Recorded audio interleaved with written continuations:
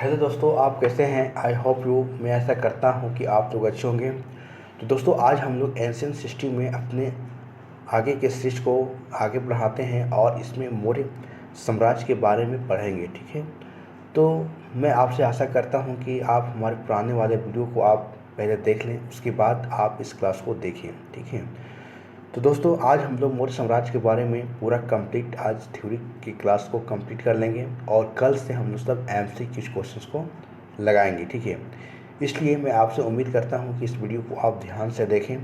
यदि वीडियो आपको पसंद आए तो इसे लास्ट में लाइक, शेयर और सब्सक्राइब करना ना भूलें। तो चलिए दोस्तों, क्लास को स्टार्ट करते हैं और हम लोग सब मौर्य साम्राज्य के बारे में पढ़ते हैं। किस तरह से मौर्य साम्राज्य का विस्तार हुआ, कौन से में आया, कैसे क्या हुआ, सब चीज़ इसके बारे में थ्योरी क्लास में हम लोग सब बेसिक के तौर पर देखेंगे, ताकि जब एमसीक्यू क्वेश्चन हम लोग सॉल्व करेंगे तो उसमें काफ़ी हमको मदद मिलेगी। ठीक है, तो चलिए दोस्तों देखते हैं।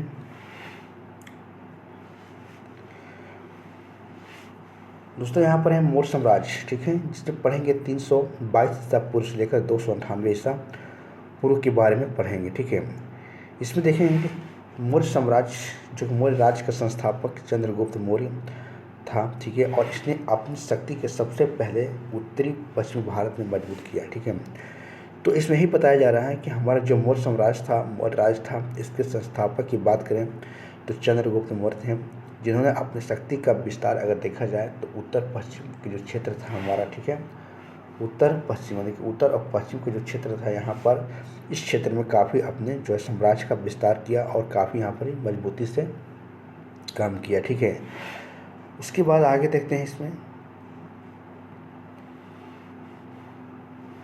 उसके बाद देखते हैं कि चंद्रगुप्त मौर्य को सेंडोकोटस भी कहा जाता है, और यह जो किसने कहा था, विलियम जोन्स ने कहा था। ठीक है, एक उदारवादी विचार का शासक था। उसकी राजनीतिक और प्रशासनिक नीतियाँ आम जनता के कल्याण से संबंधित थी। ठीक है, यानी एक माने कि कहा जाता है कि चंद्रगुप्त मौर्य के बारे में ही बात कहा जा रहा है कि ये एक उदारवादी व्यक्ति था। ठीक है, और वह सभी के लिए एक कल्याण से संबंधित काम करता था, चाहे वो राजनीति के क्षेत्र में हो, चाहे वो प्रशासनिक के क्षेत्र में हो। ठीक है, कहीं ना कहीं लोगों के लिए एक अच्छा काम था। ठीक है, उसके बाद आगे देखते हैं। उसके बाद है कि जैन धर्म को चंद्रगुप्त मौर्य मानते थे, और इसी समय में पहली जैन संगीति पाटलिपुत्र में हुई थी। ठीक है, तो वही बोल रहा है कि इसी समय में पाटलिपुत्र में पहली बहुत संगीतियाँ हुई थी, इसी बात को यहाँ पर कहा जा रहा है। ठीक है, समय में जब उनके राज्य में अकाल पड़ा, ठीक है, तो इसने अपने पुत्र बिंदुसार के पक्ष में त्याग दिया। ठीक है, यानी कि जब इनके राज्य में जब अकाल पड़ा तो ये क्या किए कि इसी समय क्या किए कि अपने जो राज्य को जो बिंदुसार जिनके पुत्र थे उनको सौंप कर और ये वहाँ से चले गए। ठीक है, कहाँ चले गए? तो चले गए अपने दक्षिण भारत चले गए। ठीक है, जो सबने जो बोला जो कर्नाटक में चले गए। ठीक है, इसके पश्चात अपने गुरु भद्रबाहु के साथ श्रवणबेलगोला कर्नाटक चले गए। ठीक है, और यहाँ जाकर संलेखना पद्धति यानी कि भूख प्यास से जो है अपने प्राण को क्या कर दिए, त्याग दिए। ठीक है, तो इसी बात को यहाँ पर कहा जाता है। ठीक है, कि ऐसे शासक थे जो जब देखे कि अपने राज्य में जब उनके अकाल पड़ गया तो ऐसी स्थिति में वो क्या किए कि अपने गुरु जो कि भद्रबाहु के साथ श्रवणबेलगोला जो कि कर्नाटक चले गए, और वहाँ जाकर एक संलेखना विधि होता है, पद्धति होता है, जिसमें कि भूख प्यास लोग त्याग देता है, और इसी विधि से क्या हो गया, उनके प्राण त्याग दिए। ठीक है, तो इस बात को यहाँ पर लिखा गया। ठीक है, उसके बाद देखते हैं क्या है। उसके बाद दोस्तों के श्रवणबेलगोला कर्नाटक में जैनियों का एक महत्वपूर्ण केंद्र है, जहाँ बाहुबली गोमतेश्वर की विशाल मूर्ति बनाई गई है। ठीक है, तो इस चीज़ को आप याद रखिएगा, क्योंकि जो श्रवणबेलगोला है जो कर्नाटक में है वो जैनियों का एक बहुत बड़ा केंद्र है, और जहाँ पर बाहुबली गोमतेश्वर की क्या है, एक विशाल काय मूर्ति बनाई गई है। ठीक है, इस प्रकार से आप यहाँ पर देख सकते हैं। अगली बात देखते दोस्तों, अब आता है नंबर बिंदुसार के। बिंदुसार जो जस्ट इनके चंद्रगुप्त के पुत्र। ठीक है, जिनका कार्यकाल है 297 बीसी से लेकर 273 बीसी तक इनकी कार्यकाल को देखेंगे। ठीक है, तो इसके समय में तक्षशिला में कहा जाता है कि इसके समय में तक्षशिला में 2 विद्रोह हुए थे। ठीक है, और इन विद्रोहों को दबाने के लिए बिंदुसार ने अपने पुत्र 2 पुत्र जो कि सुसीम और अशोक को भेजा था। ठीक, पहले तो सुसीम को भेजा था, तो सुसीम से काम नहीं चला, तो फिर बाद में अशोक गया, और अशोक जब गया तो उस विद्रोह को क्या कर दिया, दबा दिया। ठीक है, यानी कि यहाँ पर एक चीज़ आप ध्यान रखिएगा। ठीक है, ये घटना कहाँ पर हुआ था, तो तक्षशिला में हुआ था। ठीक है, तक्षशिला में हुआ था, जहाँ पर विद्रोह हुआ था, और उसी विद्रोह को दबाने के लिए बिंदुसार ने क्या किया, अपने पुत्रों, पहले सुसीम को भेजा, उसके बाद फिर अशोक को भेजा। ठीक है, तो बाद में इस विद्रोह को अशोक के द्वारा क्या किया गया, दबा दिया गया। ठीक है, उसके बाद यहाँ पर देखते हैं फिर आगे हैं कि यहाँ की जनता ने अशोक के सामने अपनी समस्या रख दी। ठीक है, जब वो युद्ध को दबा दिया तो वहाँ पर ही वहाँ की जनता थे अपनी समस्या सामने रखी और बताया कि हम शासक के खिलाफ नहीं हैं, हम शासक के खिलाफ नहीं हैं, अपितु जो आमद मंत्री हैं हमारा शोषण करते हैं। तो देखिए यहाँ पर ही बताया जा रहा है कि हमको शासन से कोई डर नहीं था, कोई मतलब कि किसी प्रकार की कमी नहीं था, लेकिन उनकी जो उनके जो और जो मंत्री जो थे उनके शासन में, वो मंत्री क्या करते थे कि वहाँ के जो लोगों थे उनको परेशान करते थे, वहाँ के शोषण करते थे। ठीक है, तो इसी कारण से जो था यहाँ पर जो युद्ध हुआ था। ठीक है, तो इसी चीज़ को यहाँ पर ही वहाँ की जनता जो है अशोक से बताया रहे थे यहाँ पर। ठीक है, उसके बाद दोस्तों कि बिंदुसार के समय में विदेशी संबंध काफ़ी अच्छे थे। ठीक है, और इनके दरबार में मिस्र के शासक जो कि टॉलमी फिलाडेल्फस का राजदूत डायमेकस आया था। ठीक है, तो ये चीज़ आप ध्यान रखिएगा। ठीक है, कि बिंदुसार कहा जा रहा है कि बिंदुसार जो था विदेशों से इनका बहुत अच्छा संबंध था। ठीक है, और कहा जा रहा है कि इनके दरबार में जो मिस्र के शासक जो कि टॉलमी फिलाडेल्फस का एक राजदूत था जिसका नाम था डायमेकस, जो था डायमेकस किसके दरबार में आया था, तो बिंदुसार के दरबार में आया था। उसके बाद एक सीरिया के शासक, उसके बाद सीरिया के शासक जो एंटीओकस का राजदूत भी डायोसियस इनके दरबार में आए थे। यानी कि एक और भी है जो कि डायोसियस था, जो कि एंटीओकस का राजदूत था, कहाँ के था, तो सीरिया के था। एक मिस्र का था, सीरिया के था। दो व्यक्ति का आप याद नाम रखिएगा। ठीक है, जो काफ़ी ज़्यादा आपके लिए इम्पोर्टेंट है। तो इसमें और क्या दे रहा है देखते हैं। देखिए यहाँ पर बोल रहा है कि बिंदुसार जो कि आजीवक संप्रदाय का अनुयायी था। यूनानी लेखकों ने बिंदुसार को क्या कहा, आमित्र चेटक कहकर संबोधित किया। ठीक है, इसको आमित्र चेटक कहकर जो है इसको तो बिंदुसार को क्या किया, संबोधित किया, जो कि आप इसको नाम को याद रखिएगा। ठीक है,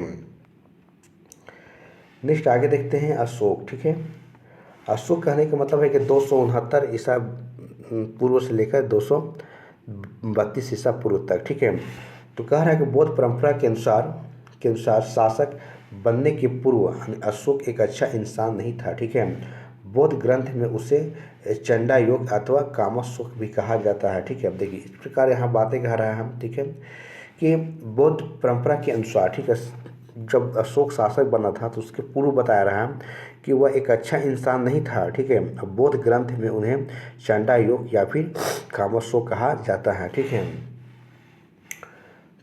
तो इसकी और देखना है क्या है कि कलहन की राजतरंगिणी में उसे शिव का भक्त बताया गया। ठीक है, और कश्मीर के श्रीनगर की स्थापना भी अशोक के द्वारा की गई। ठीक है, देखिए दोस्तों यहाँ पर ही बताया जा रहा है कि अशोक जो था, तो अशोक के बारे में कहा जा रहा है कलहन की जो लिखा गया एक राजतरंगिणी है, तो उसमें ही बताया जा रहा है कि वह शिव का क्या भक्त था, और कश्मीर के में जो श्रीनगर की स्थापना अशोक ने करवाई थी।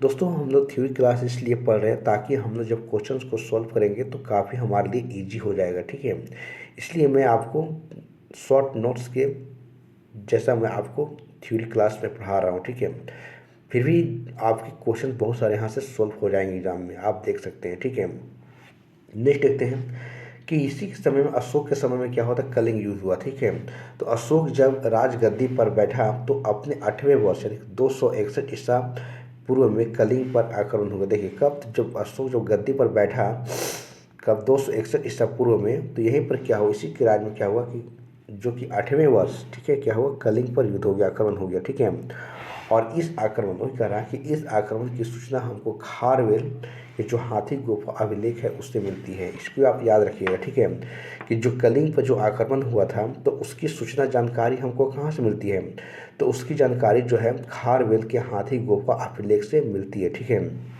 देखिए इस युद्ध में अशोक ने अपने बड़े पैमाने पर रक्तपात किया। ठीक है, रक्तपात, वही युद्ध किया, बहुत सारा लोगों को खून बहा, ठीक है, जिससे उसका हृदय क्या गलानी से अंदर से भर गया। गलानी में हृदय उसकी जो अंदर से क्या हुआ, लगा कि नहीं नहीं ये साला बहुत गलत चीज़ हो रहा है, ठीक है, गलत चीज़ हुआ। तो इस प्रकार से उसको जो है हृदय जो है पूरी तरीक़ा से गलानी से अंदर से जो है भर गया, ठीक है, कि ये चीज़ नहीं होना चाहिए था, ठीक है, क्योंकि बहुत ज़्यादा लोगों को यहाँ पर मार दिया गया था और कुछ इनके भी जो सेना थे जो कि बंदी बना दिया गया था, ठीक है। इसके बाद अशोक ने युद्ध नीति कहने का भेरी घोष की नीति को हमेशा के लिए छोड़ दिया। देखिए जो युद्ध नीति को भेरी घोष कहते हैं उसको छोड़ दिया और हमेशा धर्म की नीति में देखिए एक अच्छा इंसान बनने के लिए जो है इस नीति को शरण में आ गया, ठीक है। उसके बाद है कि उपगुप्त, जो उनके उपगुप्त के नाम, जो उनके जो गुरु थे उपगुप्त के भिक्षु ने अशोक को बौद्ध धर्म की तरफ मोड़ा। जो गुरु थे उपगुप्त, ठीक है, तो इसी बात को यहाँ पर कहा जा रहा है, ठीक है। कलिंग पर आक्रमण अशोक ने हाथियों को प्राप्त करने के लिए, देखिए आखिर कोई किसी पर हमला क्यों करेगा, तो अशोक क्या था कि हाथियों को प्राप्त करने के लिए क्या था, कलिंग पर हमला किया था, ठीक है। बाद में जब यह रक्तपात हुआ तो उसका हृदय काफ़ी ग्लानि से भर गया, युद्ध को छोड़ दिया। उसके बाद भेरी घोष की नीति को छोड़कर उसने धर्म घोष की नीति को अपना लिया और उसने जो उनके जो गुरु थे गुप्त जो अशोक को जो बौद्ध धर्म की तरफ उनको क्या किया, मोड़ा, ठीक है। उसके बाद है कि अशोक यही कहा रहा कि अशोक ने जो कलिंग पर आक्रमण किया वो हाथियों को प्राप्त करने के लिए किया था, ठीक है। तो इस प्रकार से आप यहाँ पर देख सकते हैं। उसके बाद है दोस्तों कि अशोक की धर्म नीति, तो अशोक ने आम जनता को एक नैतिक नियम देने का प्रयास किया, ठीक है, और इन्हीं नियमों को हम आज धर्म कहते हैं, ठीक है। देखिए अशोक कितना ज़्यादा उसके हृदय परिवर्तन यहाँ पर हो गया, ठीक है, कि बाद में उसने युद्ध नीति को छोड़ दिया। लोगों को सोचा कि नहीं उसको अच्छे लोगों को बातें बताया जाए, उन्हें नियम अच्छे तरीके से बताया जाए, ठीक है, किस प्रकार से जो है धर्म की नीति को बारे में यहाँ पर बता रहा है, ठीक है। उसी प्रकार के अशोक की धर्म की नीति की परिभाषा जो कि साहू लोयस सूत्र में जो है से मिली गई है, ठीक है। उसकी बाद आगे ही बात को कहा जा रहा है, ठीक है, कहा जा रहा है कि अशोक का धर्म स्वयं को नियंत्रित करने को धर्म है, ठीक है। कि अशोक का धर्म स्वयं को नियंत्रित करने का को धर्म है, ठीक है। अशोक ने अपने 2 और 7 स्तंभ लेख में धर्म के गुणों की व्यवस्था किया, ठीक है। और इसके अंतर्गत जैसे देखिए कहा जा रहा है कि अशोक के जो दूसरा और 7वां जो अभिलेख है उसमें जो धर्म के गुणों की व्यक्त किया गया, ठीक है। और इसके अंतर्गत जैसे देखा जाए तो सत्यवादिता हो, पवित्रता हो, साहुता हो, दान दया हो, कल्याण हो और मृतता हो आदि जैसे शामिल गुण बताए गए हैं, ठीक है। तो इस प्रकार से आप देख सकते हैं कि दूसरा और 7वां अभिलेख जो है इसके धर्म की नीति के गुणों के बारे में जो है इसमें व्यक्त किया गया है, ठीक है। उसके बाद देखिए तो यहाँ के क्या है, अशोक ने अपने माता पिता की आज्ञा को मानने, अपने गुरुओं को सम्मान करने की बातें की। देखिए कितना ज़्यादा हृदय परिवर्तन हो गया इसको, अशोक कैसा बातें बोल रहा है यहाँ पर कि अपने माता पिता की आज्ञा को मानने की बातें कह रहा है, गुरुओं को सम्मान करने की बातें कह रहा है, ठीक है। अशोक के अभिलेखों की भाषा अगर बात करें हम तो प्राकृतिक और यूनानी और अरमाइक लिपि में लिखी गई है, ठीक है। तो इस प्रकार से आप देख सकते हैं कि अशोक के जो अभिलेखों की भाषा है वो प्राकृतिक है, यूनानी है, अरमाइक है, इस प्रकार की भाषा में लिखा गया है। अशोक के समय में तीसरी बौद्ध संगीतियाँ का आयोजन हुआ। अशोक अपने राज्य के उच्च पदों पर सभी वर्गों को शामिल करता था। यानी कि यही कह रहा है कि अशोक जो था अपने राज्य में उच्च पदों पर सभी वर्ग के लोगों को क्या करता था, शामिल करता था, ठीक है। अशोक अपने राज्य में स्त्रियों को भी उच्च पदों पर शामिल करता था और इसके अलावा विदेशी व्यक्तियों को भी उच्च पदों पर दिए जाते थे। देखिए कितना अच्छा काम कर रहा है कि अपने दरबार में, अपने राज्य में स्त्रियों को भी शामिल कर रहा है, विदेशियों को भी स्थान दे रहा है, ठीक है, ऊँचे ऊँचे पद दिए जा रहे हैं, ठीक है। तो इस प्रकार से अशोक जो है कल्याण के काम यहाँ पर कर रहा है, ठीक है। उसके बाद आगे देखते क्या है, आगे के अशोक के अभिलेखों में हमें यह जानकारी मिलती है कि वन्य जीवों के लिए अभयारण्य की व्यवस्था करता है, ठीक है। और इसके अलावा पशुओं की चिकित्सा के लिए अस्पतालों की व्यवस्था करता है और ऐसा हमें मतलब कि मैंने ऐसा करना दुनिया का पहला शासक था। देखिए अशोक कितना अच्छा काम कर रहा है कि उनके अभिलेखों से यही पता चल रहा है कि अशोक जो है वन्य जीवों प्राणियों के लिए जो क्या एक अभयारण्य की व्यवस्था भी कर रहा है, जो आज हम लोग चिड़ियाघर देखते हैं, ठीक है। उसी प्रकार से बता रहा है कि पशुओं की चिकित्सा के लिए वो अस्पताल की व्यवस्था करता है, ठीक है। तो वही कि दुनिया के पहला ऐसा शासक है जो उन्होंने ऐसा काम किया, ठीक है। उसके बाद आगे देखते हैं और क्या हुआ। उसके बाद है कि अशोक कलिंग युद्ध के पश्चात 2 वर्ष यानी कि बौद्ध धर्म को स्वीकार किया। यानी जब कलिंग युद्ध कहने के मतलब जब उसका कलिंग युद्ध किया 261 ईसा पूर्व, उसके बाद अगले जो 2 वर्षों के बाद क्या किया, उन्होंने बौद्ध धर्म को क्या किया, स्वीकार कर लिया, ठीक है। दोस्तों आगे देखते हैं क्या है। आगे है कि अशोक के द्वारा भेजे गए धर्म प्रचारक, तो कुछ धर्म प्रचारक थे जब बौद्ध धर्म को अपना लिया तो जाहिर सी बात है और ज़्यादा उसको बौद्ध धर्म को प्रचार करने लगा, ठीक है। जैसे अगर बात करें महेंद्र और संघमित्रा को, जिसे श्रीलंका इन्होंने भेजा था धर्म को प्रचार करने के लिए। उसके बाद एक महाधरक्षित था जिसको महाराष्ट्र भेजा था, और उसके बाद एक और था, इसके अलावा एक और था सोना और उत्तरा, जो कि कहाँ, इसको म्यांमार भेजा था, ठीक है, जो कि स्वर्ण द्वीप भेजा गया था, ठीक है। तो ऐसे आप याद रखिएगा कि महेंद्र और संघमित्रा को कहाँ भेजा गया था, श्रीलंका भेजा गया था, जबकि महाधर्म रक्षित को महाराष्ट्र भेजा गया और एक सोना और उत्तरा को म्यांमार भेजा गया, ठीक है। तो इस प्रकार से आप यहाँ पर देख सकते हैं। नेक्स्ट दोस्तों देखिए, उसके बाद है कि अशोक ने अपने शासन के 10वें वर्ष बौद्ध गया, ठीक, कहाँ गया, की यात्रा किया, और अपने शासन के 20वें वर्ष लुम्बिनी की यात्रा करता है, और इन स्थानों पर जो है कर मुक्त कर देता है, और एक नाम मात्र का कर 1/8 लेता है, ठीक है। देखिए यहाँ पर एक बोल रहा है कि अशोक अपने शासन काल के बोल रहा है कि 10वें वर्ष जो है कहाँ पर गया, बोध गया में गया, ठीक है, और 20वें वर्ष, 10वें वर्ष गया बोध गया में, और 20वें वर्ष गया लुम्बिनी में। इन दोनों जगह में जाता है, वही जहाँ पर जाता है जहाँ पर लुम्बिनी में, बताइए गया में, बोध गया में क्या हुआ था, तो गौतम बुद्ध को ज्ञान की प्राप्ति हुआ था। उसी प्रकार अगर लुम्बिनी में जहाँ उनका जन्म हुआ था गौतम बुद्ध को, तो इन स्थानों पर जाता है, और वहाँ पर जाने के बाद वहाँ का जो भी कर की व्यवस्था थी उस कर व्यवस्था को कम कर देता है, ठीक है। और कम करने के बाद एक नाम मात्र का कर जो कि 1/8 यहाँ से लेता है, ठीक है। देख सकते हैं कि 10वें वर्ष में गया बोध गया में, और 20वें वर्ष में कहाँ गया था, लुम्बिनी में गया, ठीक है। उसके बाद आगे देखते दोस्तों, श्रीलंका के राजा सिहली संप्रदाय को छोड़कर बौद्ध धर्म को अपना लिया था, ठीक है। और अशोक के समय में कई प्रकार की मुद्राएं चलती थी, जैसे देखा जाए सोना हो गया, चांदी हो गया, तांबा हो गया। जो सोना हो गया, चांदी को कांसापन कहते थे और तांबा को काकड़ी कहते थे, ठीक है। तो इस प्रकार से इनके समय में जो मुद्राएं यहाँ पर चल रही है, ठीक है। तो इस प्रकार से देख सकते हैं। आगे देखते हैं क्या है। आगे है कि अशोक ने आजीविक संप्रदाय के लिए 4 गुफाएं बनवाए, ठीक है, जो कि बनाकर उनको दान में दे दिया था, ठीक है। ये चारों गुफा की बात करें जो गया में बना हुआ है, जैसे एक सुदामा हो गया, कर्ण हो गया, चौपड़ हो गया और विश्व झोपड़ी हो गया, ठीक है। तो इस प्रकार से अशोक ने 4 गुफाओं का निर्माण किया, और निर्माण करने के बाद उन गुफाओं को जो आजीवक जो कि साधु संतों को रहने के लिए दान में उनको दे दिया था, ठीक है। ये चारों गुफा की बात करें तो बराबर की पहाड़ी जो गया में बना हुआ है, ठीक है। इस प्रकार से आप यहाँ पर देख सकते हैं, ठीक है।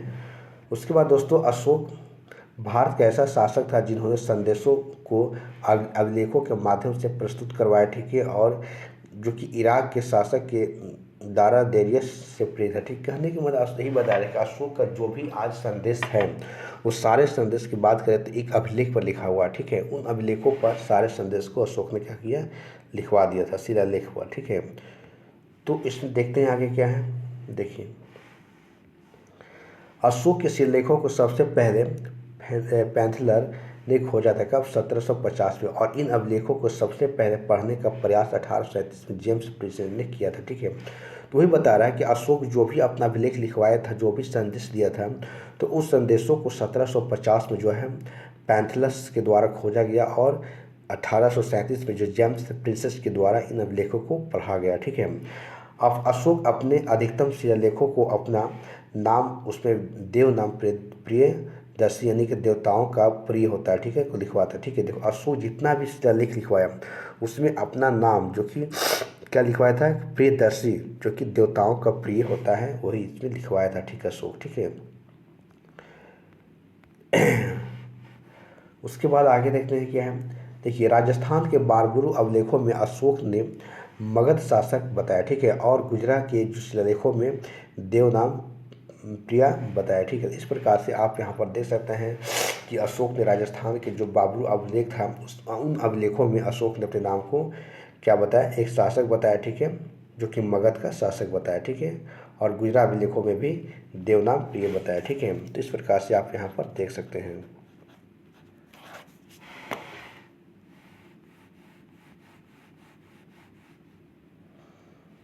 चलिए नेक्स्ट देते हैं कि अशोक के शिलालेख के बारे में देखेंगे। ठीक है, जैसे शिलालेख की बात करेंगे तो 14 है, स्तंभ लेख और गुहा लेख। इस प्रकार से आप इसको अशोक के शिलालेखों के यहाँ पर हम लोग सब देखेंगे। ठीक है, तो देखते हैं इसमें और क्या है। देखिए कुछ महत्वपूर्ण शिलालेख हैं, जैसे देखते हैं प्रथम शिलालेख क्या है। तो इस अभिलेखों में अहिंसा पर विशेष बल दिया गया है। इसके अलावा अशोक सभी मनुष्यों को अपनी संतान बताता है और पशु बलि को यहाँ पर रोक देता है। ठीक है, और त्योहारों पर एकत्र होने की पर भी प्रतिबंध कर देता है। तो दोस्तों इस प्रकार से हम लोग सब 14 अभिलेखों को पढ़ेंगे। तो इस प्रकार से 14 आपको याद रखना है, जो आपके एग्जाम्स के लिए काफ़ी ज़्यादा महत्वपूर्ण है। ठीक है, तो देख सकते हैं कि जो प्रथम अभिलेख था इसमें ही बताया जा रहा है कि इसमें अहिंसा पर बल दिया गया है। ठीक है, मनुष्यों को अपनी संतान बताया गया है और पशु बलि पर यहाँ पर रोक लगाया गया है और त्योहारों पर एकत्र होने पर प्रतिबंध लगा दिया गया। ठीक है, तो इसमें पहला अभिलेख में सारे बात को कहा गया। ठीक है, लिखा गया। ठीक है, तो उसके बाद आगे देखेंगे। देखिए दूसरा अभिलेख क्या है कि इस शिलालेखों में पशुओं की चिकित्सा पर बल की चर्चा दी गई है। दक्षिण भारत के कुछ राज्यों की चर्चा की गई है, जैसे चेर है, पांड्य है, शल्य पुत्र हैं। ठीक है, और चोल राज्यों की चर्चा की गई। तो देख सकते हैं दोस्तों दूसरा अभिलेखों में क्या बोला जा रहा है, तो पशुओं की चिकित्सा की बात की चर्चा की गई है। ठीक है, और दक्षिण भारत के कुछ राज्यों की यहाँ पर चर्चा की गई है, जैसे कि चेर, पांड्य, क्षत्रिय पुत्र हैं और चोल वंश की चर्चा की गई है। ठीक है, तो इस प्रकार से आप इनके दूसरे भी आप याद रखिएगा। ठीक है, देखिए तीसरा की बात करें हम, तो तीसरा शिलालेख की बात करें हम, तो अशोक ने 3 अधिकारियों की नियुक्ति की यहाँ पर बातें कहा था, जिसमें राजुक है, युक्त है और परदेशिक है। इन अधिकारियों की धर्म प्रचार के काम दिया गया। देखो यही कह रहे हैं कि अशोक का जो तीसरा शिलालेख था इसमें जो है 3 अधिकारी की नियुक्ति की बात करता है, जैसे कि राजुक हो गया, युक्त हो गया, परदेशिक हो गया। ठीक है, और इसमें इन अधिकारियों को धर्म प्रचार का काम दिया गया था। ठीक है, इस प्रकार से तीसरा अभिलेख को यहाँ पर देख सकते हैं। चलिए अगला देखते हैं। देखिए तीसरा के बाद यहाँ पर एक पहले 5वां देख लेते हैं, आगे 4था है। ठीक है, तो इस शिलालेखों में धम्म महापात्र को अधिकारों की चर्चा की बातें कही गई हैं, जो लोगों को धार्मिक जीवन को प्रारंभिक करता है। ठीक है, प्रभावित करता है। यानी कि इसका जो 5वां अभिलेख है इसमें ही बताया गया है कि इसमें जो है धर्म महापात्र के जो अधिकारों की चर्चा की गई है, जो लोगों को धार्मिक जीवन को क्या करता है, प्रभावित करता है। ठीक है, तो इसमें धर्म की बातें कही गई, धर्म महापात्र की बातें कही गई। ठीक है, इसको आप याद रखिएगा।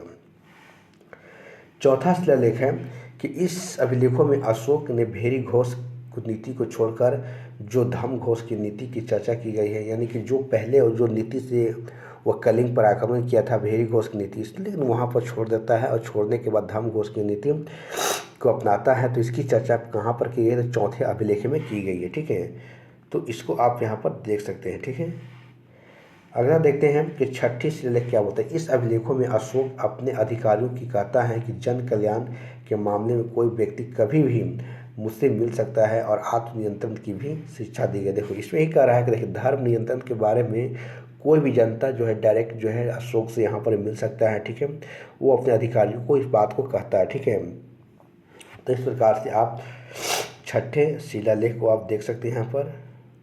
देखिए अगला देखते हैं।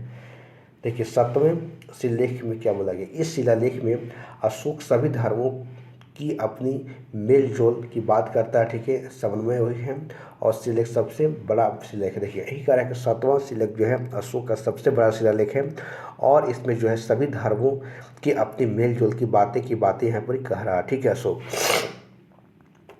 ठीक है, उसके बाद 8वें अभिलेख को देखेंगे क्या है कि इस शिलालेख में अशोक धम्म यात्रा की चर्चा करता है, जैसे कि अपने राज्याभिषेक के 10वें वर्ष गया था और 20वें वर्ष वो कहाँ पर लुबनी गया था। तो इस बात को यहाँ पर कहा गया है, ठीक है, कि 10वें वर्ष गया क्या था और 20वें वर्ष में लुबनी गया था। तो किसमें, तो 8वें शिलालेख में बात कर रहा है, ठीक है। तो आपको सारे शिलालेख याद करने के कुछ सारे क्वेश्चन यहाँ से पूछे जाते हैं। देखिए 9वें शिलालेख की बात करें तो इस शिलालेख में अशोक जो कि फिजूल खर्च को त्योहारों पर रोक लगाने की बात करता है, ठीक है, और सच्चे शिष्टाचार भेद के उल्लेख करता है, ठीक है। देखिए यही बताया जा रहा है कि जो भी त्यौहार पर फिजूल खर्च किए जा रहे हैं तो उन पर रोक लगाने की बात कर रहा है, ठीक है, और सच्चे शिष्टाचार जो कि भेद का उल्लेख करता है यहाँ पर, ठीक है। कहाँ पर है, तो 9वां अभिलेख में बात कर रहा है, ठीक है। उसके बाद देखेंगे क्या है 10वें शिलालेख, ठीक है। इस शिलालेखों में अशोक के द्वारा राज्य के अधिकारियों की यह संदेश दिया गया है कि अधिकारी हमेशा आम जनता के हित के बारे में सोचे। देखिए 10वां में ही बात कहा गया है कि वो अपने अधिकारियों को संदेश देता है कि आप जो है आम जनता के हित के बारे में सोचें, ठीक है, उनके कल्याण के बारे में जितना से ज़्यादा आप कर सकते हैं, ठीक है। इस बात की चर्चा जो 10वें शिलालेख में बताया गया, ठीक है। उसके बाद देखिए 11वें शिलालेख की बात कर रहा है, ठीक है, कि ब्राह्मणों को ना सताने की बात कहा जा रहा है 11वें शिलालेख में। 12वें में कहा जा रहा है कि इस अभिलेखों में महिलाओं की स्थिति सुधारने के लिए स्त्री महापात्र की नामक अधिकारी की चर्चा कर रहा है, ठीक है। उसमें 12वें में, ठीक है, कि स्त्रियों की स्थिति को सुधारने के लिए जो है एक महापात्र नामक अधिकारी की चर्चा की गई। कहाँ पर, तो 12वें अभिलेख में चर्चा की गई है, ठीक है। उसके बाद आगे देखते हैं हम 13वां अभिलेख क्या है।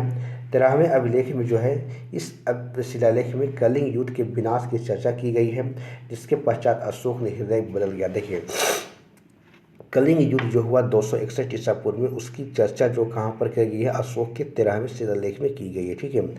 इसको आप याद रखिए। उसके बाद 14वां शिलालेख में कहता है कि इस अभिलेख में अशोक ने कहा कि मेरे द्वारा अगर कुछ भी सारे काम किए गए हैं, ठीक है, कुछ भी सारे काम किए गए हैं, किंतु अगर एक काम नहीं लिखे गए हैं तो इसके लिए अधिकारी जिम्मेदार हैं, मेरा कोई दोष नहीं। उन्होंने वही कहा कि अगर मैं और भी सारा काम किया हूँ, अगर वो कार्य और भी अगर कुछ काम अगर इसमें नहीं लिखा गया है तो उसका जिम्मेदारी मेरा नहीं है, वो उनका जिम्मेदारी अधिकारियों को दे रहा है, ठीक है। क्योंकि बहुत सारे काम किए थे अशोक के द्वारा किया गया था, ये तो कुछ भी नहीं था। तो इसकी चर्चा ही कह रहा है कि अगर और भी काम की चर्चा अगर इसमें नहीं लिखा गया है तो उसकी जिम्मेदारी हमारे अधिकारी हैं, इसमें हमारा कोई दोष नहीं है, ठीक है। तो आगे देखते हैं अगर आगे क्या है। देखिए अशोक की क्या है प्रमुख स्तंभ लेख, इसमें क्या है, जैसे कि बाबू अभिलेख, इस अभिलेखों में बौद्ध धर्म के 3 रत्नों की चर्चा की गई, ठीक है, जिसमें कि बौद्ध धर्म और संघ की बात कही गई, ठीक है। किसमें, तो अभी स्तंभ लेख को देख रहे हैं, ठीक है। तो प्रथम अभिलेख में देखिए, प्रथम जो स्तंभ लेख में देखेंगे कि इन अभिलेखों में बौद्ध धर्म के 3 रत्नों की चर्चा की गई है, जैसे कि बौद्ध धर्म और संघ की यहाँ पर चर्चा की गई है, ठीक है, प्रथम जो कि हमारा अभिलेख में, ठीक है। उसके बाद देखते हैं आगे क्या है। दूसरा है रोमन देई अभिलेख, ठीक है। यह अभिलेख अफगानिस्तान के कंधार से मिलता है और इसकी लिपि अरमाइक है और इस अभिलेखों में मुख्यतः आर्थिक क्रियाकलापों को चर्चा किया गया है, ठीक है। तो इसको आप ध्यान रखिएगा कि जो दूसरे रोमन देई अभिलेख है तो यह अभिलेख कहाँ, तो अफगानिस्तान के कंधार से मिलता है और इसकी लिपि क्या है, अरमाइक है और इस अभिलेखों में मुख्यतः आर्थिक क्रियाकलापों की चर्चा की गई है, ठीक है। इसको आप देखिएगा। उसके बाद तीसरा जो हमारा अभिलेख है जो कि इलाहाबाद कौशाम्बी से मिलता है और यह अभिलेख अशोक की जो कि पत्नी करुआकी के द्वारा इसे लिखा गया है, ठीक है, और इसलिए इसे रानी अभिलेख भी कहते हैं, ठीक है। तो इस प्रकार से आप यहाँ पर देख सकते हैं। उसके बाद एक रामपुरवा अभिलेख चौथा, ठीक है, यह बिहार के चंपारण में है और इसकी खोज 1872 में C.L. क्लाइव के द्वारा की गई, ठीक है। तो इस प्रकार से आप ये देख सकते हैं, ठीक है, चौथा अभिलेख को। उसके बाद आगे देखते हैं, एक है लौरिया नंदनगढ़, यह अभिलेख भी बिहार के चंपारण से प्राप्त हुआ है, लौरिया लंदन अभिलेख। उसके बाद सर एक कुना अभिलेख, यह अफगानिस्तान के कंधार से मिला है, ठीक है, और इसमें अरमाइक ग्रीक लिपि का प्रयोग किया गया है। किसमें, सर एक गुना अभिलेखों में जो अफगानिस्तान से मिला था, ठीक है। तो इसमें अरमाइक और ग्रीक लिपि का जो है प्रयोग किया गया है, ठीक है। ऐसा बातें यहाँ पर कहा जा रहा है। नेक्स्ट आगे देखते हैं क्या है दोस्तों। देखिए कुछ है कि मौर्य साम्राज्य के जो मौर्य साम्राज्य के स्रोत की बातें कही जा रही है, ठीक है, जिसमें कि पुरातात्विक स्रोत हो, विदेशी स्रोत हो और साहित्यिक स्रोत के बारे में यहाँ पर कहा जा रहा है, ठीक है। तो इसमें देखते हैं क्या है, इसमें देखते हैं हम लोग सब कि पुरातात्विक स्रोत की बात करें हम, तो मौर्य वंश के बारे में जानने के लिए हमें जो हमारे पास अलग अलग स्रोत हैं, जैसे पुरातात्विक स्रोत, विदेशी यात्रियों का विवरण सहित स्रोत मिलते आते हैं, ठीक है। इसमें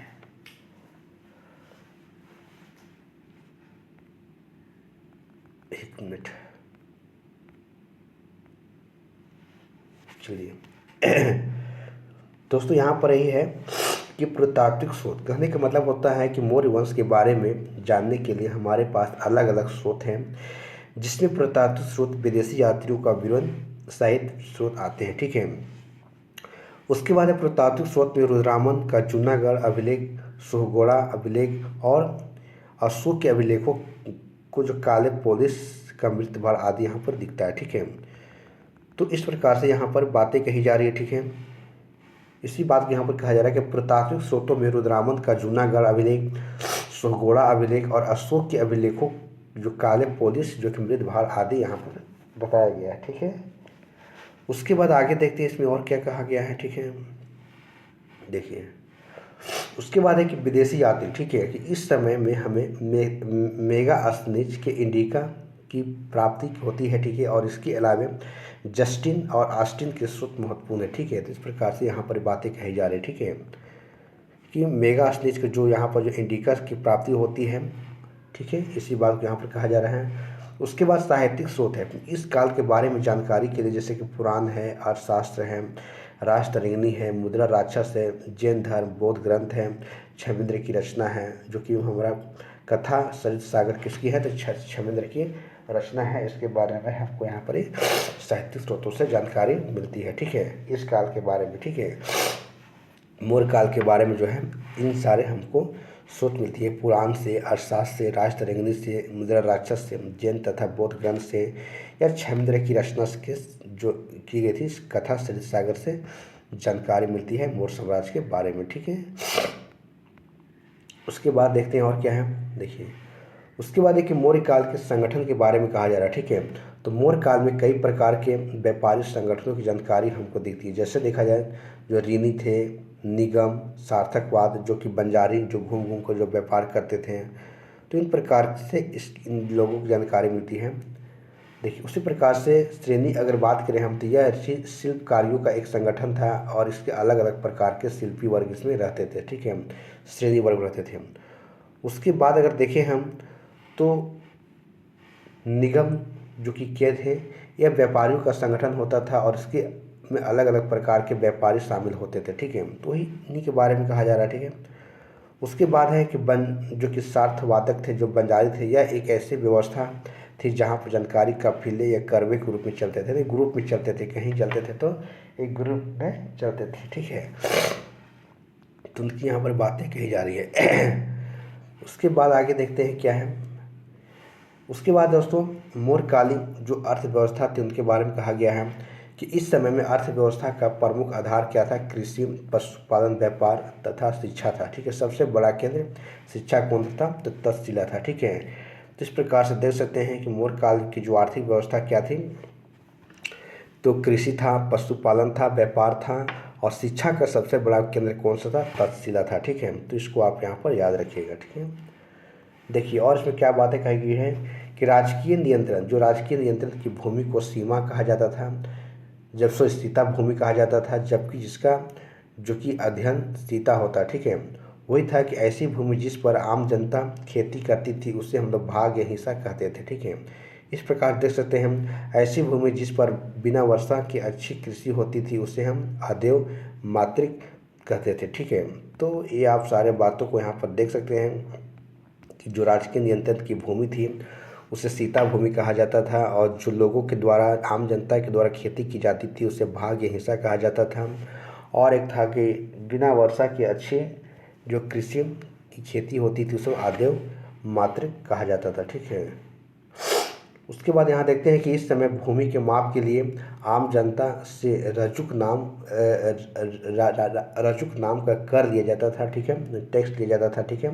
और इसके अलावा धार्मिक कर के रूप में बलि नामक कर लिया जाता था। ठीक है, तो इस प्रकार से आप देख सकते हैं कि भूमि का माप करने के लिए आम जनता से एक रजू नाम का कर लिया जाता था, जबकि इसके अलावा धार्मिक कर के रूप में देखा जाए तो बलि नामक कर लिया जाता था। ठीक है, उसके कि मौर्य काल की जो मुद्रा व्यवस्था कैसा था। ठीक है, तो मौर्य काल की राजकीय मुद्रा जो कि पन थी, जो कि चांदी के सिक्का होती थी। ठीक है, पन थी जो चांदी के सिक्का होता था, और इस मुद्राओं का परीक्षण करने के लिए अधिकारी नियुक्त किए गए थे, जिसका नाम रूप दर्शक था। ठीक है, तो इस प्रकार से देखते हैं कि मौर्य काल में मुद्रा व्यवस्था की भी व्यवस्था थी, जो कि राजकीय मुद्रा पन थी जिसे चांदी की सिक्का होती थी, और इस समय की मुद्राओं का परीक्षण करने के लिए अधिकारी नियुक्त किया गया था। ठीक है, जिसका नाम क्या था, रूप दर्शक था। ठीक है, तो आप यहाँ पर देख सकते हैं। ठीक है, नेक्स्ट देखते हैं अगला क्या है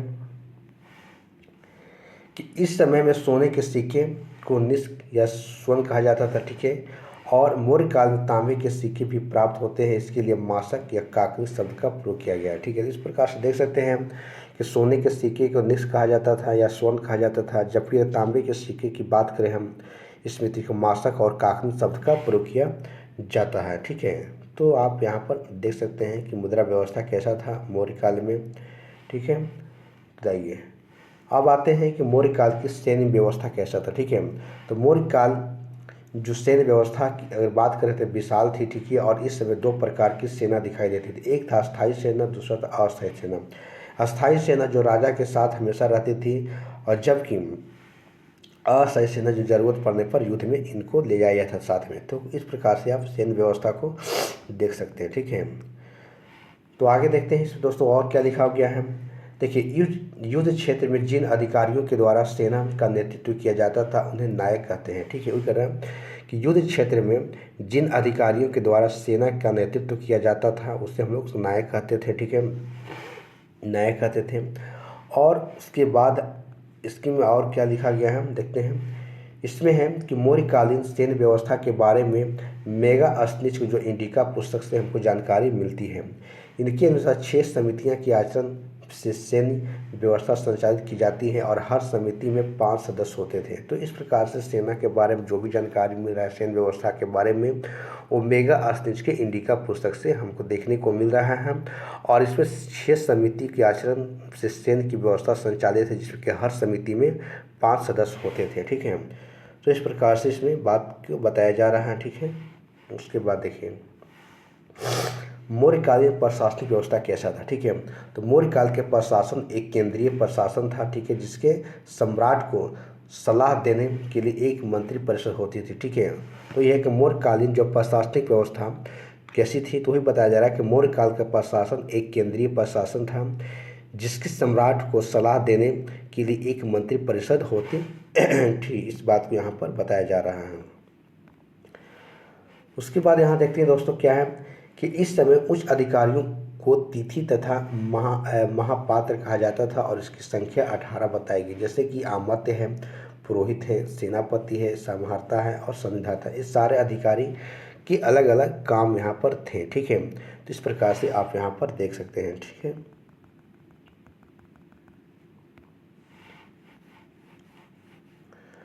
उसके बाद दोस्तों कि मौर्य काल की जो न्याय व्यवस्था के बारे में देखते हैं। ठीक है, मौर्य काल में सम्राट सबसे बड़ा जो न्यायाधीश या अंतिम न्यायालय उसी का था। ठीक है, और सबसे छोटा न्यायालय जो ग्राम सभा था। ठीक है, जहाँ पर वृद्ध जन मिलकर इसका निर्णय लेते थे। ठीक है, तो इस प्रकार से आप देख सकते हैं कि मौर्य काल के प्रशासनिक व्यवस्था कैसा था, न्याय व्यवस्था कैसा था। तो न्याय व्यवस्था में यही है कि इस समय क्या होता था कि सम्राट जो था सबसे बड़ा न्यायाधीश और अंतिम न्यायालय उसी के पास था। ठीक है, और जो भी छोटा न्यायालय था वो ग्रामीण सभा था, जहाँ पर वृद्ध जन मिलकर क्या करते थे, न्याय निर्णय लेते थे। ठीक है, उसके बाद देखते हैं कि मुख्य जो न्याय की अधिकारियों को धर्म अधिकारी, यानी कि धर्म अधिकारी कहने के बाद न्याय में अपने बंधु को भी दंड दे सकते थे, ऐसा कहा गया। ठीक है, जो भी न्यायाधीश होते थे, जो भी धर्म अधिकारी होते थे, तो धर्म अधिकारी के को क्या था कि अपने न्याय में अगर उनका मित्र भी अगर बंधु भी अगर आ रहा है तो उसको भी नहीं छोड़ते थे, उनको भी दंड दे दिया जाता था। ठीक है, अर्थशास्त्र के अनुसार मौर्यों की न्याय प्रणाली दो प्रकार की प्रणाली थी, ठीक है। एक था धर्म स्थानीय और एक कंटक शोधन, ठीक है। धर्म स्थानीय और कंटक शोधन दो प्रकार की न्याय व्यवस्था की चर्चा की गई, ठीक है। तो देखिए धर्म स्थानीय में क्या था, इसके लिए ऊपरी शब्द आता है, ठीक है। जैसे कि संपत्ति का विवाद हो विवाह का विवाद हो, जैसे मामले आते हैं, लेकिन दीवानी अदालत जिसको हम लोग अभी बोलते हैं, ठीक है सिविल कोर्ट वही है, ठीक है। धर्म स्थानीय था। एक था कंटक शोधन, ठीक है। इसके अंतर्गत में जैसे कि फौजदारी मामले, जैसे क्रिमिनल, जैसे मारपीट हत्या, इसके लिए प्रतिष्ठा शब्द का प्रयोग किया गया है, ठीक है। इस प्रकार से आप देख सकते हैं कि न्याय व्यवस्था किस प्रकार से मौर्य समाज में चल रही थी, विस्तार थी, ठीक है। तो दोस्तों आप इस वीडियो को अच्छा से देखिएगा, ठीक है। और उसके बाद आप क्वेश्चंस को सॉल्व कीजिएगा जब मैं आपको एमसीक्यू क्वेश्चन कराऊंगा, जो आपके लिए काफ़ी ज़्यादा महत्वपूर्ण होगा। देखिए मौर्यकालीन की गुप्तचर व्यवस्था कैसा, देखिए कितना अच्छा गुप्तचर व्यवस्था था, प्रशासनिक था, न्याय था, किस प्रकार से एकदम अच्छे ढंग से हमने इसको बताने का प्रयास किया आप लोगों को। देखिए मौर्य समाज की अगर बात करें हम, तो उस समय क्या था, गुप्तचर व्यवस्था था। मौर्य काल में गुप्तचर व्यवस्था का एक अध्यक्ष जो कि सर्व महापात्र कहलाता था, ठीक है। और अर्थशास्त्र में गुप्तचरों के लिए गुण पुरुष शब्द का प्रयोग, गुण पुरुष जिसको बहुत ज़्यादा जानकारी होता था उसके लिए प्रयोग किया गया है शब्द का, ठीक है। तो देख सकते हैं कि गुप्तचर व्यवस्था कैसा था। यहाँ पर देखिए मौर्य काल में गुप्तचर व्यवस्था को दो हिस्सों में बांटा गया है, जैसे एक संचार था और एक संस्था था, ठीक है। संचार का अलग काम था और संस्था का अलग काम था, और जस्ट देखें हम सब, ठीक है। देखिए संचार क्या करता था, ठीक है। संचार की बात करें हम, ठीक है। देखिए संचार क्या था कि इसमें जो व्यक्ति रहते थे वे अलग अलग स्थानों पर जाते थे और वहाँ से गोपनीय सूचना को लेकर आते थे, ठीक है। वो संचार था, एक दूसरी जगह में जाना, वहाँ से सूचना को कलेक्ट करना और यहाँ पर राजा को आखिर देना, ठीक है। एक संस्था था, संस्था कहने के मतलब जो व्यक्ति इसमें रहते थे वे एक ही स्थान पर इकट्ठा होकर संगठित होकर गोपनीय सूचनाओं को इकट्ठी कर दे। संस्था सब एक ही जगह में रहकर वो सारे सूचनाओं को एकत्रित कर रहा है, जबकि संचार के आकार घूम घूम घूम जो है जानकारी को इकट्ठा कर रहा है, ठीक है। तो इस प्रकार से आप देख सकते हैं। उसके बाद देखिए कि मौर्य कालीन में शांति व्यवस्था कैसा था, ठीक है। देखिए मौर्य काल में शांति व्यवस्था को बनाए रखने के लिए और अपराधों को नियंत्रित करने के लिए पुलिस की व्यवस्था की गई, जो आज भी पुलिस हमारे यहाँ है। अर्थशास्त्र में इसके लिए आरक्षित शब्द का प्रयोग किया गया। आरक्षित वही जो कि एसपी की यहाँ बात करें, आरक्षित शब्द का प्रयोग किया जा रहा है, जो आज हम लोग सब देखते हैं, ठीक है। तो इस प्रकार से आप यहाँ पर देख सकते हैं कि पुलिस व्यवस्था भी वहाँ पर था मौर्य साम्राज्य में। उसके बाद देखते हैं कि मौर्य साम्राज्य की वास्तुकला कैसा था, ठीक है। मौर्य काल में लकड़ी के बद से बने भवन के मुख्यतः दिखाई देते, जो पटना के कुम्हरार में स्थित है। दोस्तों काफ़ी ज़्यादा यहाँ से क्वेश्चन भी पूछे जाते हैं, चाहे मतलब आप बीपीएससी के एग्ज़ाम दे दें, चाहे दरोगा के एग्ज़ाम दें, चाहे बिहार से किसी भी एग्ज़ाम दें, तो आपको इस सब यहाँ से देखने को, क्योंकि मौर्य कला की वस्तु देखने को काफ़ी ज़्यादा यहाँ से मिलते हैं एग्ज़ाम में क्वेश्चन, ठीक है। इसलिए आप इसके लिए काफ़ी ज़्यादा इम्पोर्टेंट हो जाता है। तो देखिए उसके बाद है कि इस काल में कारीगर पत्थर के औजारों को इस्तेमाल करते थे और अलग अलग कलाकृतियों का निर्माण करते थे। इसे हम कुछ बिंदुओं में देख सकते हैं, ठीक है। जैसे कि मध्य प्रदेश का सांची स्तूप है, जिसने अशोक ने बनवाया था, सबसे बड़ा स्तूप यही था, ठीक है। तो इस प्रकार से आप देख सकते हैं, ठीक है, कि किस प्रकार के अशोक ने अपने मतलब कि यहाँ पर स्तूप को भी बताया गया है कि जो कि बनवाया गया था अशोक के द्वारा मध्य प्रदेश में, ठीक है। और अलग अलग प्रकार के जो कि यहाँ पे औजारों का भी निर्माण किया गया है, ठीक है, ठीक है। तो उसके बाद आगे देखते हैं। देखिए उसके बाद है कि अशोक के द्वारा सारनाथ में स्तंभ जो कि को निर्मित करवाया गया था, जहाँ 4 पत्थर के सिर एक ही जगह पर स्थापित किए गए और ये अहिंसा के सूचक हैं। भारत जो कि राष्ट्रीय चिन्ह का एक प्रतीक भी है, ठीक है। देखिए अशोक द्वारा कितना काम कराया गया है, ठीक है। तो इन सारे बातों को यहाँ पर कहा गया है, ठीक है। कहाँ पर, सारनाथ में जो कि स्तंभ जो कि अशोक के द्वारा बनाया गया, ठीक है, जो आज हमें भारत के राष्ट्रीय चिन्ह में इसका प्रयोग किया जा रहा है, ठीक है। उसके बाद देखिए मौर्य काल में पत्थर के सबसे महत्वपूर्ण कलाकृतियाँ जो पटना के दीदारगंज से यक्ष और याक्षिनी की मूर्ति मिली है, तो ये भी देख सकते हैं, जो काफ़ी इंपॉर्टेंट आपके लिए है, क्योंकि पटना के दीदारगंज से यक्ष और याक्षिनी की मूर्ति मिली है, ठीक है। उसके बाद आगे देखते हैं क्या है। देखिए उसके बाद स्तूप है, ठीक है। स्तूप की बात करें तो एक स्तूप एक जो कि अर्धवृत्ताकार संरचना है, जिसे अंड की भी कहा जाता है, और उसके ऊपर छज्जे की संरचना होती है, जिसे हर्मिका कहा जाता है, ठीक है। जो ऊपर के जो रहता छज्जा, हर्मिका के ऊपर मस्तूल होता है जिस पर कि 3 छत स्थापित किए जाते हैं। ठीक है, तो इस प्रकार से आप देख सकते हैं कि स्तूप को भी चर्चा की गई है। ठीक है, जो कि वृत्ताकार संरचना की होती थी और इसके ऊपर की छज्जे को हम सब हर्मिका कहते थे। ठीक है, तो इस प्रकार से आप देख सकते हैं। उसके बाद देखिए, इस संरचना के चारों तरफ से घूमने के लिए 3 छत स्थापित होते हैं। ठीक है, और इसी संरचना के चारों तरफ से घूमने के लिए प्रतिच्छा प्रतिष्ठा पथ होता था। ठीक है, जो कि प्रतिष्ठा पर घूमने के लिए। ठीक है, इस संपूर्ण संरचना के चारों ओर एक जो वेदिका होती थी, जिसमें कि वेदिका जहाँ पूजा किया जाता था उसको हम तोरण द्वार होता था। ठीक है, वही तोरण द्वार होता था जो कि जहाँ पर पूजा की जाती थी। ठीक है, उसके बाद देखते हैं कि मौर्य काल की जो सामाजिक जीवन कैसा था। अशोक ने बौद्ध धर्म को अपना लिया। ठीक है, लेकिन इसके बाद भी वो दूसरे धर्मों को सम्मान करता था। सोचिए देखिए कि बौद्ध धर्म तो मानता था, लेकिन इसके साथ अन्य धर्मों को भी सम्मान कर रहा अशोक। ठीक है, बौद्ध धर्म अपनाने के बाद वो सभी अपने नाम के आगे देव नाम प्रियदर्शी, ठीक है, लगाता रहा और उसके दृष्टिकोण हमारे सामने रखता है। ठीक है, देखिए तो देखिए अशोक कितना अच्छा से यहाँ पर काम कर रहा है कि खुद तो बौद्ध धर्म को अपना रहा है और फिर भी अन्य धर्मों को भी सम्मान कर रहा है और अपने नाम के आगे देव नाम प्रियदर्शी लगा रहा है। ठीक है, तो इस प्रकार से आगे देखेंगे कि अशोक अपने 14वें शिलालेख में आदेश देता है कि वह ब्राह्मणों को कोई कष्ट ना देगा। ठीक है, कोई कष्ट नहीं देने की बात कह रहा है। ठीक है, और इसी क्रम में आजीवक संप्रदाय के लोगों को अशोक के द्वारा कई गुफाओं को दान अशोक ने किया था। देखिए वही कह रहे हैं हम जो पहले देखे, सुदामा है, कर्ण है, चौपर है और विश्व झोपड़ी है। तो इस प्रकार से आप देख रहे हैं कि आजीवक संप्रदाय के लिए भी अशोक कितना अच्छा काम कर रहा है, गुफा बना रहा है और उन गुफाओं को जो उनके रहने के लिए, विश्राम करने के लिए उनको दान में दे रहा है। ठीक है, तो इस प्रकार से आप देख रहे हैं। ठीक है, नेक्स्ट क्वेश्चन है, आगे देखते हैं क्या है कि अशोक के द्वारा अशोक के द्वारा पशुओं के बलि पर रोक लगा दी गई, जिससे कि ब्राह्मणों को आय में अत्यधिक कमी आ गई। ठीक है, देखिए पहले क्या, जब पूजा पाठ होता था तो वहाँ पर क्या होता था कि ब्राह्मणों को काफ़ी ज़्यादा दान दक्षिणा होता था। जब पशु को बलि चढ़ता था, उसमें जब पूजा कराया जाता था, उस समय की बात कहा जा रहा है। ठीक है, लेकिन अशोक के द्वारा ही बात कहा जा रहा है कि पशुओं के बलि पर उसको रोक लगा दिया गया, जिससे क्या हुआ कि ब्राह्मणों की आय में क्या हो गया, अत्यधिक कमी देखने को यहाँ पर मिल रहा है। ठीक है, उसी के बाद आगे यहाँ पर बातें और भी बताई जा रही है। ठीक है, कि इस समय आमतौर पर महिलाओं की स्थिति अच्छी थी और इसलिए महिलाएं जो पूर्ण विवाह कर सकती थी, ठीक है, दोबारा कर सकती थी। ठीक है, और इस समय ऐसी महिलाएं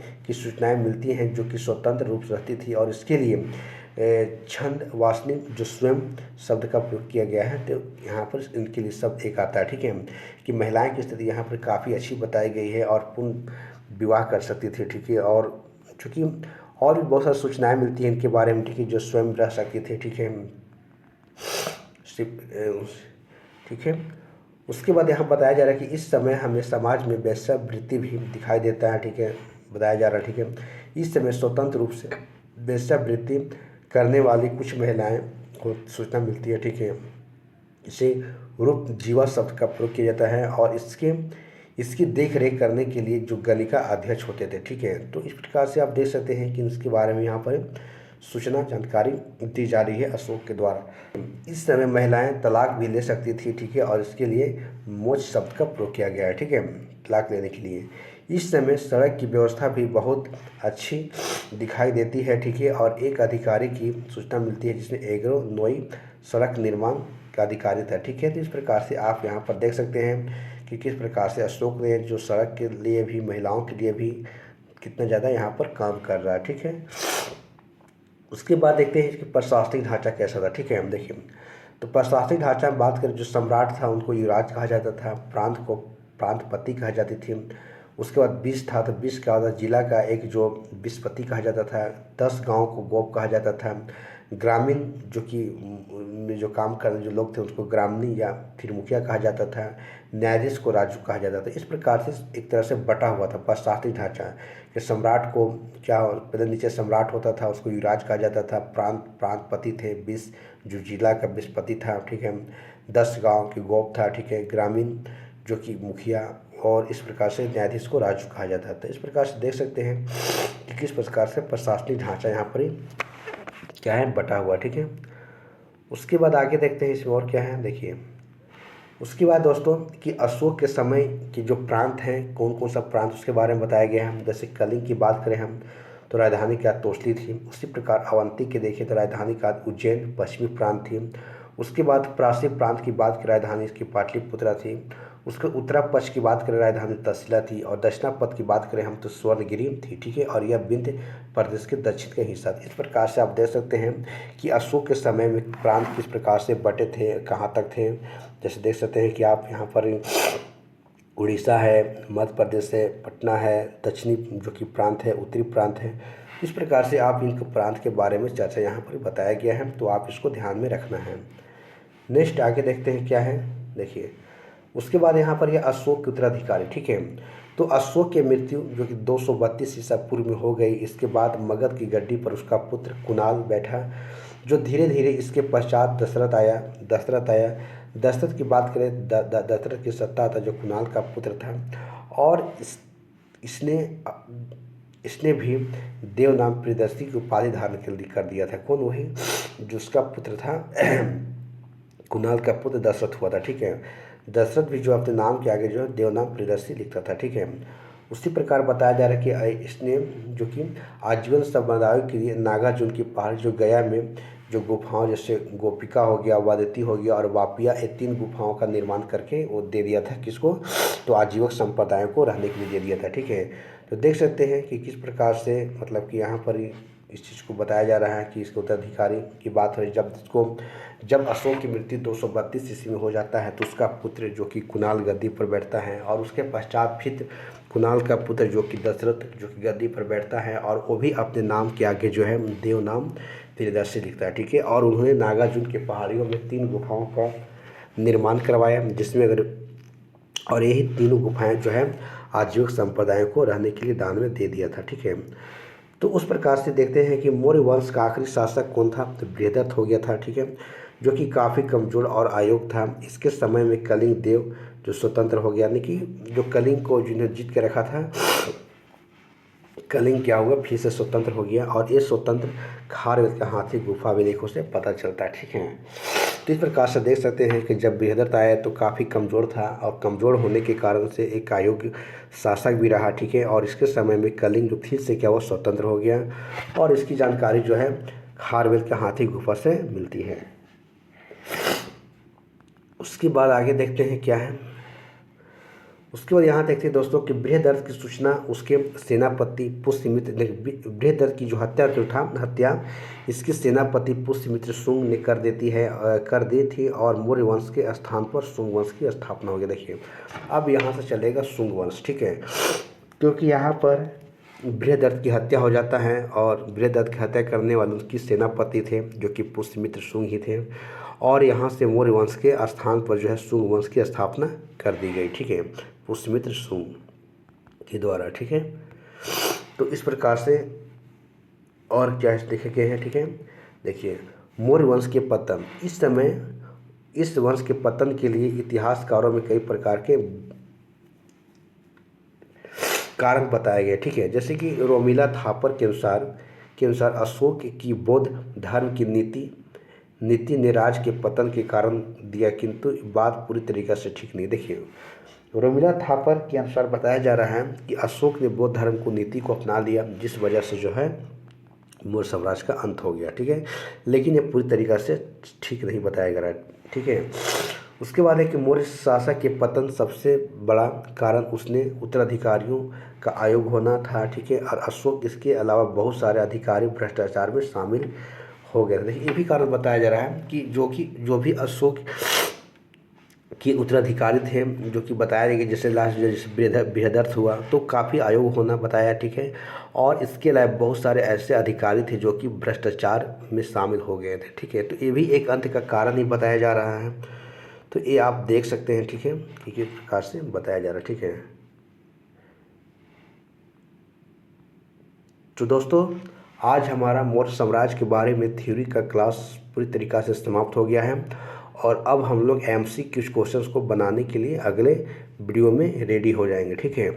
तो मैं आशा करता हूं कि आप लोग को वीडियो अच्छी लगी हो, तो मेरे वीडियो को लाइक, शेयर और सब्सक्राइब कर दें, और मैं कल इससे संबंधित आपके एमसी की क्वेश्चंस को मैं पूरा करा दूंगा। ठीक है, इस प्रकार से हमारा मौर्य साम्राज्य भी पूरी तरीक़ा से कंप्लीट हो जाएगा। ठीक है, तो चलिए दोस्तों, धन्यवाद। जय हिंद, जय